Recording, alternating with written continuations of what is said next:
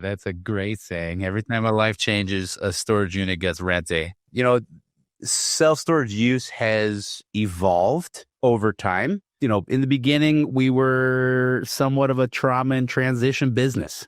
So downsizing, death, divorce, lost your job, etc. You know, that kind of what we were. But as we have seen over time, that has changed quite a bit. And I think two of the main things come from the two of the largest generations that we have. So number one, you have the baby boomers. I've seen a couple different studies, so the number might be a little bit off, but somewhere between 10,000 to 16,000 people a day are retiring on the lower end, and on the higher end, 10 to 16,000 people are downsizing into some type of either active assisted living community or even memory care, depending on how or what part of that generation you're at.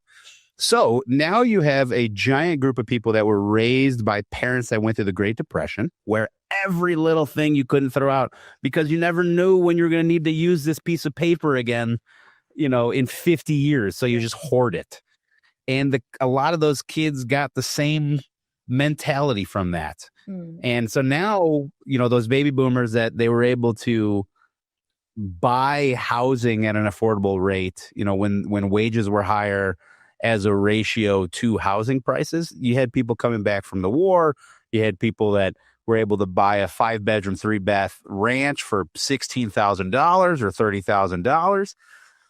Now they're downsizing from a 5-bedroom ranch into a 1-bedroom condo or into a assisted living facility, and they don't want to give away or sell any of that stuff. So where does it go? Into permanent storage until either they die and their kids are either too distraught to deal with it, so they just let it ride, or the kids say, enough of this, just sell it all or donate it all. So that's one side. The other side is the millennials, right, and younger.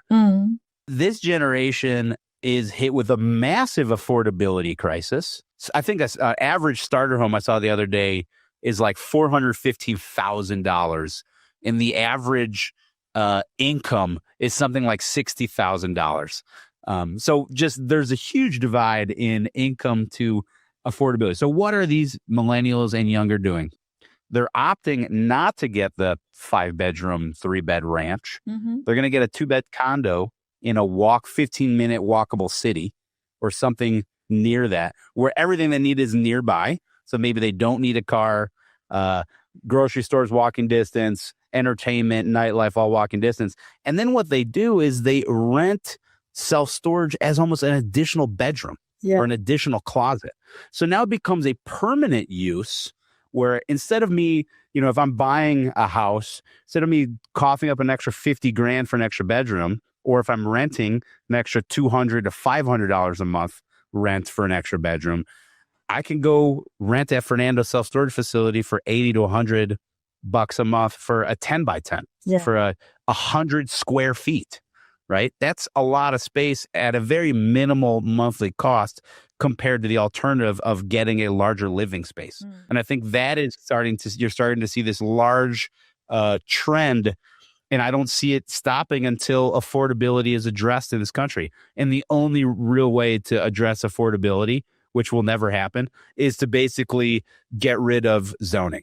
This NIMBY attitude of you can't build a dense residential in my neighborhood where everyone's on an acre lot. The only place we saw this happen where it actually worked was in Minneapolis, St. Paul area.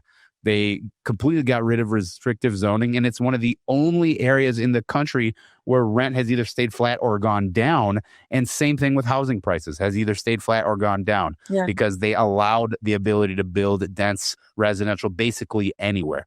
But I don't see that happening anytime soon in the United States because a lot of people's wealth, especially the baby boomers, a lot of their wealth is trapped in home equity.